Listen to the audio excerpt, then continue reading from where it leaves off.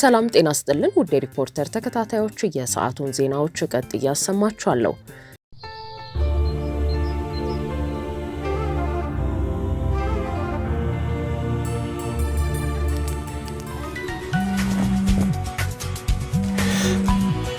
ማሚ አባቢ ደወለ።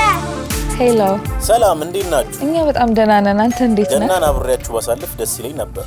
ለማንኛውም በኢትዮጵያ ንግድ ባንክ ለበግ የሚሆን ገንዘብ ልኬላችኋል። ይሄን ደግሞ ከኢትዮጵያ ንግድ ባንክ ከውጭ ሀገራት በገንዘብ ማስተላለፊያ መተግበሪያዎች በቀጥታ ወደ ባንክ ሂሳቡ እንዲሁም ከባንካችን ጋር በሚሰሩ ዓለም አቀፍ የሐዋላ ድርጅቶች በኩል ከወዳጅ ዘመድ ገንዘብ ሲላክሉ በእያንዳንዱ ዶላር ተጨማሪ የ10 ብር ጉርሻ ይበረከትልዎታል። ቤቢዬ ለእናንተም ልብስ መግዣ ልኬላችኋል። እሺ ለእናንተስ የኢትዮጵያ ንግድ ባንክ ለገና ምን ሰጣችሁ? ጫማ።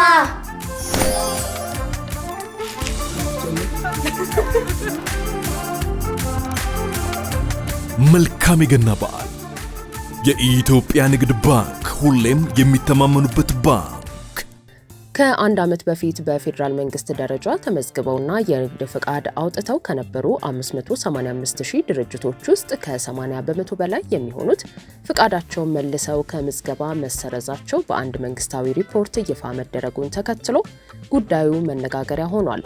በስራና ክህሎት ሚኒስቴር የተጠናቀረው የሰራተኛ ገበያ መረጃ ሪፖርት 5ኛ እትም ይፋ እንዳደረገው እንደ አውሮፓውያኑ አቆጣጠር በ2024 ወይም በ2016 ዓ.ም በሁሉም የንግድ ዘርፎችና በካፒታል መጠን ምድቦች በፌዴራል መንግስት ደረጃ ተመዝግበው ከነበሩ 585,000 ድርጅቶች ውስጥ ከ470,000 በላይ የሚሆኑት ድርጅቶች መሰረዛቸውን ገልጿል። ይህም ለ10 ዓመታት የዘለቀውን እድገት በመቀልበስ እንደ አውሮፓውያኑ አቆጣጠር በ2024 ወይንም በ2016 ዓ.ም 585,000 ደርሶ የነበረውን በፌዴራል ደረጃ የተመዘገቡ የንግድ ድርጅቶች ብዛት በአንድ ዓመት ውስጥ ማለትም እንደ አውሮፓውያኑ አቆጣጠር በ2025 መጨረሻ ወደ 115,000 እንዲያሽቆለቁል አድርጓል።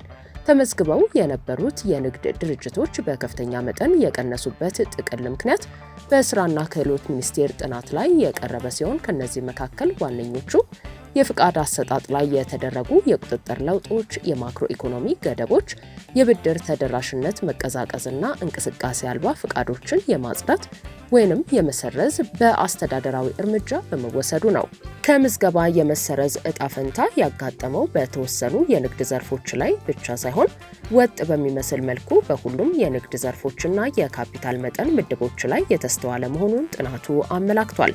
ለአብነትም እንደ አውሮፓውያኑ አቆጣጠር ከ2024 እስከ 2025 ባለው ጊዜ ውስጥ ከ360,000 በላይ ጥቃቅን ኢንተርፕራይዞች ወደ 90,000 የሚጠጉ አነስተኛ ኢንተርፕራይዞችና ከ23,000 በላይ መካከለኛ ኢንተርፕራይዞች ፍቃዳቸውን መልሰው ከምዝገባ እንደተሰረዙ ጠቁሟል። አዲስ አበባ ከተማን ጨምሮ ሁሉም የክልል ንግድ ቢሮዎች የንግድ ፍቃድ በመስጠት የንግድ ድርጅቶችን የሚመዘግቡ ቢሆንም ይህ ሪፖርት ግን በፌዴራል መንግስት ደረጃ ማለትም በንግድና ቀጠናዊ ትስስር ሚኒስቴር የተመዘገቡትን ብቻ ያካተተ መሆኑን የስራና ክህሎት ሚኒስቴር ሪፖርት ጠቁሟል። ሚኒስቴሩ አክሎም በፌዴራል መንግስት ደረጃ ብቻ ተመዝግበው ከነበሩ ከ585,000 ድርጅቶች ውስጥ 80 በመቶ የሚሆኑት በአንድ ዓመት ጊዜ ውስጥ መክሰማቸውና ከነዚህም ውስጥ አብዛኞቹ ጥቃቅንና አነስተኛ ኢንተርፕራይዞች መሆናቸው የስራ ፈጠራን በእጅጉ ሊጎዳ ይችላል ሲል ስጋቱን አስቀምጧል። ሪፖርተር ይህንን መንግስታዊ መረጃ ወይንም ሪፖርት መሰረት ያደረገ ዘገባ ካወጣ በኋላ ጉዳዩ በተለያዩ የማህበራዊ ሚዲያ ገጾች መነጋገሪያ ሆኗል። አብዛኞቹ ድንጋጤያቸውን የገለጹ ሲሆን አንዳንዶች ደግሞ ጉዳዩ በጥልቀት ተጠንቶና መሰረታዊ ምክንያቱ ተለይቶ መፍትሄ እንዲሰጠው ጠይቀዋል። የፋይናንስ ባለሙያው አቶ ሙሼ ሰሙ 470,000 የአገልግሎት ሰጪ የግል ድርጅቶች በማንኛውም ምክንያትና ሁኔታ ከፌዴራል መዝገብ የመሰረዝ ወይንም የመዘጋት ጉዳይ ከዜናነት ባሻገር ሊመረመር የሚገባው ክስተት ነው ሲሉ በማህበራዊ ትስስር ገጻቸው አስፍረዋል። የሪፖርተር ዘገባን በማጣቀስ ጉዳዩ አስደንጋጭ በመሆኑ ጥናቱ ቁጥርን ከመዘገብ ባለፈ ችግሮቻቸውንና የመፍትሄ አቅጣጫዎችን አጥንቶ ያመላከተ መሆን ይገባዋል ብለዋል። በእነዚህ የተዘጉ ወይንም የተሰረዙ ድርጅቶች በኩል ምን ያህል የስራ ዕድል፣ ቀጥተኛና ቀጥተኛ ያልሆኑ የመንግስት ገቢዎችን እንደሚቀንስና ከአገልግሎት አሰጣጥና ከአቅርቦት አኳያ በምን ያህል ደረጃ የምርት አቅርቦትና ስርጭት ሚዛንን እንደሚያዛባ መረዳት ይቻላል ሲሉ ባለሙያው ገልጸዋል።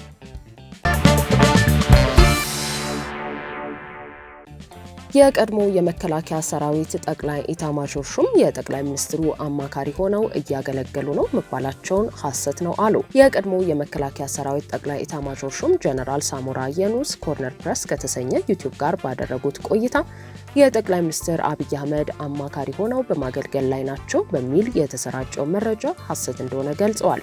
ይህንን መረጃ የሚያሰራጩት አካላት ሆን ብለው ወደ ውስጥ መመልከትም ሆነ አቋም መያዝ እንዳይቻል ለማድረግ ነው በማለት የወቀሱት ጀነራል ሳሞራ በተደጋጋሚ በአፋር ያሉ ራሳቸውን የነጻ መሬት ተዋጊዎች ብለው ለሚጠሩት ታጣቂዎችም ስልጠና እንደሚሰጡ የሚገልጽ ሐሰተኛ መረጃ ሲሰራጭ መቆየቱን ጠቅሰው ይህ የትግራይ ተወላጆች እርስ በርስ እንዲዋጉ የሚመኙ አካላት ተግባር ነው ሲሉም ነው የተናገሩት።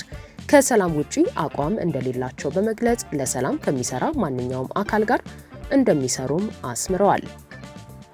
አጀንዳ ንምቅያር ኦር ሐሳብ ሰብ የአብይ አማካሪ ነው ወዘተ ለሚባለው መረጃ ምላሽ ባልሰጥ ደስ ይለኝ ነበር።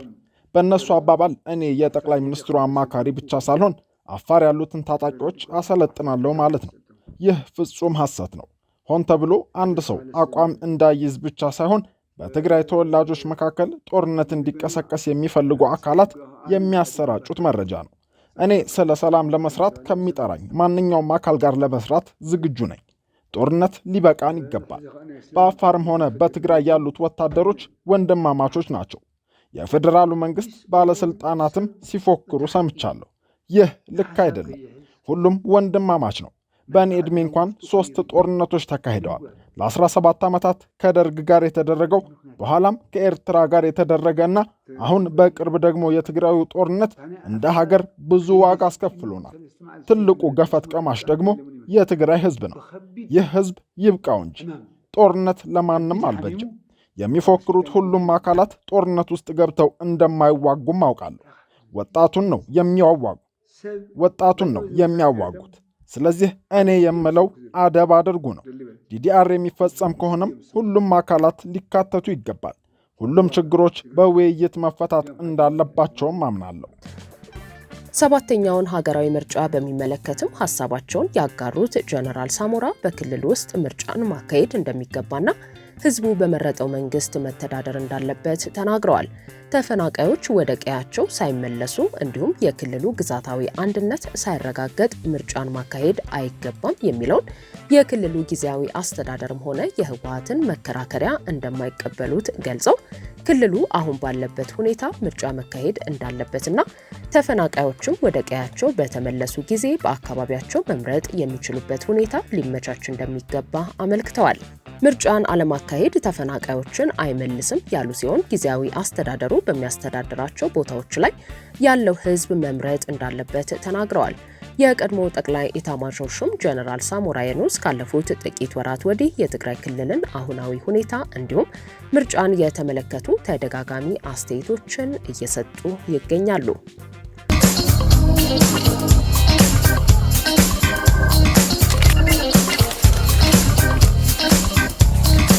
በምቹ ጠቅ ክፍል የሚያደርጉ ሁሉ ፈገግታና ደስታን ይፈጥራሉ። የዚህ ሁሉ ሚስጥሩ ጠቅ ክፍል ነው። እርሶም በስልኮ ላይ የሚጠቀሙትን የየትኛውን ባንክ መተግበሪያ QR ኮድ ስካነር ከፍተው በኢቲ QR ወደ የትኛውም የአገልግሎት ሰጪ የፋይናንስ ተቋም ጠቅ ክፍል ሲያደርጉ ክፍያው በቅጽበት ይፈጸማል። ተናባቢ ኢቲ QR በኢትስዊች የቀረበ በፕሪቶሪያው ስምምነት አወዛጋቢ በሚል የተገለጹ ቦታዎችን በትግራይ ክልል ስር አድርገው ይሰራሉ በሚል የወልቃይት ጠገዴ ሰቲት ሁመራ ዞን መንግስት የወነጀላቸው 2 መንግስታዊ ያልሆኑ ድርጅቶችን አገደ። ከሰሜን ኢትዮጵያው ጦርነት አስቀድሞ ምዕራብ ትግራይ ዞን የነበረውና ጸለምትና ራያን ጨምሮ ህወሓትና የኢትዮጵያ መንግስት በተፈራረሙት የግጭት ማቆም ስምምነት አወዛጋቢ ስፍራዎች በሚል የተቀመጡና ወደፊት መፍትሄ የሚሰጣቸው ተብለው ቢለዩ በአማራና ትግራይ ክልል መንግስታት መካከል የይገባኛል ጥያቄ የሚነሳባቸው ሆነው ቀጥለዋል። ከጦርነቱ በኋላ በአማራ ክልል ስር የተዋቀረውና ከትግራይ በኩል የሚወገዘው የወልቃይት ጠገዴ ሰቲት ሁመራ ዞን አስተዳደር ትላንት ጥር 3 ቀን 2018 ዓ.ም ምሽት እንዳስታወቀው 2 ግብረሰናይ ድርጅቶች አካባቢውን ለቀው እንዲወጡ አሳስቧል። የዞኑ አስተዳደር በህገ ወጥ ተግባራት ተሳትፏል ያላቸውን 2 ዓለም አቀፍ የእርዳታ ድርጅቶች ማገዱን ባስታወቀበት መግለጫው በዞኑ የተለያዩ ሰብአዊ ድጋፎችን ለማድረግ የሚንቀሳቀሱ ግብረሰናይ ድርጅቶች ሲኖሩ አብዛኞቹ በሚባል ደረጃ የአካባቢውን ማህበረሰብ በሚጠቅም ዘርፈ ብዙ ስራ ላይ ተሰማርተዋል ብሏል። በየትኛውም የኢትዮጵያ ክልል ለበጎ አድራጎት ስራ በሚል በሚንቀሳቀሱ የውጭ ሀገራት ግብረሰናይ ድርጅቶች ስራቸውን ለማከናወን በሚንቀሳቀሱበት ሁሉ የኢትዮጵያን ህጎች፣ ሀገሪቷ የፈረመቻቸውን ዓለም አቀፍ የሰብአዊ መብት ቃል ኪዳኖችን እንዲሁም ሌሎች ሀገር አቀፍ ስምምነቶችን ማክበር እንዳለባቸው የገለጸው የዞኑ አስተዳደር ለሰብአዊ ድጋፍ በሚል በአካባቢው የሚንቀሳቀሱት ኢንተርናሽናል ሜዲካል ኮርፕስ እና ኖርዌያን ሬፊውጂ ካውንስል የተባሉ ዓለም አቀፍ ግብረሰናይ ድርጅቶች ስራ ከጀመሩበት ጊዜ ጀምሮ በሚያደርጓቸው ስብሰባዎች፣ ስልጠናዎችና ልዩ ልዩ ተግባራት የኢትዮጵያን ህጎችና መንግስት የፈረመውን የፕሪቶሪያ ስምምነትን የሚቃረኑ በማህበረሰቡ ዘንድ ቅሬታን የሚፈጥሩና ማህበረሰቡ ሌሎች ህጋዊ ድርጅቶችን ጭምር በጥርጣሬ እንዲመለከታቸው የሚያደርጉ ህገወጥ ድርጊቶችን ሲፈጽሙ ቆይተዋል ሲል ገልጿል። የዞኑ አስተዳደርና ህብረተሰቡ እነዚህ ድርጅቶች ከህገወጥ ተግባራቸው እንዲታቀቡ የፌዴራል መንግስት ከህወሓት ጋር የፈረመው የፕሪቶሪያ ስምምነትን እንዲያከብሩ በተደጋጋሚ ማሳሰቢያ ሲሰጣቸው እንደቆየና ድርጅቶቹ በህገወጥ ተግባሮች በመቀጠላቸው በዞኑ የሚያደርጉት እንቅስቃሴ የግብረሰናይ ድርጅቶች ከተቋቋሙለት የሰብአዊ ድጋፍ ዓላማ በተቃረነ አኳኋን የፕሪቶሪያን ስምምነት በመጣስ ወገንተኛ የሆነ የፖለቲካ አቋም ይዘዋል ሲል ወቅሷል። በብዙ የህይወት መስዋዕትነት ነፃ የወጣው ማህበረሰብ እንዳፈናቃይ አካባቢውን የትግራይ ክልል አካል በማለት የሚጠራና ድርጅቶቹ ቅጥር ለመፈጸምም ሆነ ሌሎች ይፋዊ ግንኙነቶችን በተመለከተ አካባቢውን ምዕራብ ትግራይ በሚል የሚጠሩ መሆኑ አካባቢውን አወዛጋቢ ቦታ ብሎ የተሰየመውንና የፌዴራሉ መንግስት ጦርነትን ለመቋጨትና አካባቢውን ሰላማዊ በማድረግ ችግሮችን ለመፍታት ከፈረመው የሀገሪቱ የህግ አካል የሆነውን የፕሪቶሪያ ስምምነትን በጉልህ የሚጥስ ተግባር ፈጽመዋልም ብሏል። ኢንተርናሽናል ሜዲካል ኮርፕስ የተባለው ድርጅት ተሽከርካሪ በዳንሻ ከተማ አስተዳደር በሚንቀሳቀስበት መስከረም 29 ቀን 2018 ዓ.ም በትራፊክ ደንብ መተላለፍ ሲያዝ ተሽከርካሪው ከጫነው አንድ ትልቅ ታንከር ውስጥ 3 ሰዎችን በህገ ወጥ መንገድ ደብቆ እያዘዋወረ መገኘቱንም በአማራ ክልል ስር አወዛጋቢ ቦታዎችን የሚያስተዳድረው ዞን አስታውቋል። ተግባሩ ህገወጥ የሰዎች ዝውውር ወንጀልን የሚያስፋፋና በወንጀል የሚያስጠይቅ ነው የተባለ ሲሆን የዞኑ አስተዳደር ኢንተርናሽናል ሜዲካል ኮርፕስ እና ኖርዌያን ሬፊውጂ ካውንስል የተባሉት ዓለም አቀፍ ግብረሰናይ ድርጅቶች ህገወጥ ድርጊት መፈጸማቸውን በበቂ ሁኔታ በማረጋገጡና እንቅስቃሴያቸውን እንዲያርሙ የተሰጣቸው ማስጠንቀቂያ ባለመቀበላቸው ከዞኑ ለቀው እንዲወጡ ሲል በጥብቅ አሳስቧል።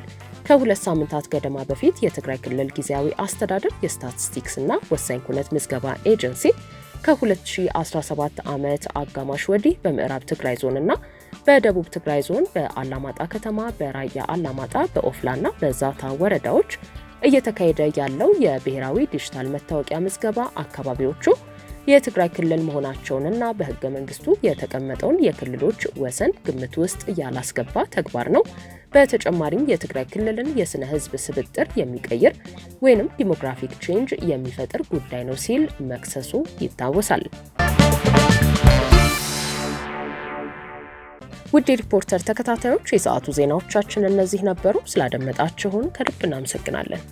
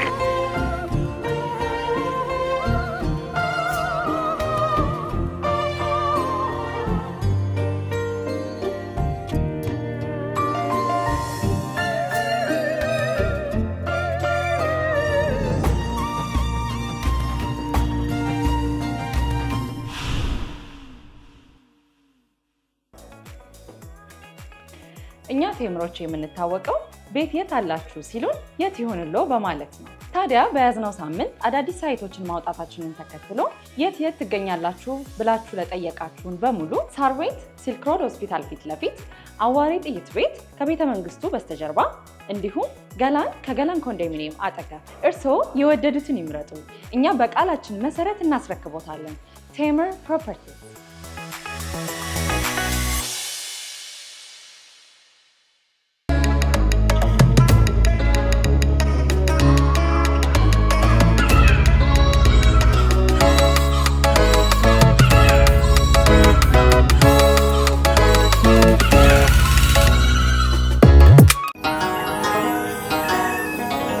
ልዩ በሆነው ውብ የገና ጀንበራችን ዘመን እንዳስቆጠረ ልማዳችን ሽመላችንን ጠርበን ወልውለን ሩራችንን ከርክመን ፈጭተን አብክተን ጋግረን ጠምቀን በመስክ በማጀታችን በየፊናችን ተሰናድተን የአዲስ ብስራት በዓላችንን በሐሴት እናከብራለን። ወጣት ጎበዛዙ ተሰባስበን አካልና መንፈሳችንን በጨዋታ በፉክክር በፍቅር እናድሳለን። ጎረቤት ከጎረቤት ወዳጅ ከዘመድ ተጠራርተን እንኳን አደረሳችሁ አደረሰን እየተባባል አንዳችን ለአንዳችን ያለንን መልካም ምኞት ፍቅራችንን እንገልጻለን። እንኳን ለብርሃነ ልደቱ አደረሳችሁ። አቢሲኒያ የሁሉም ምርጫ።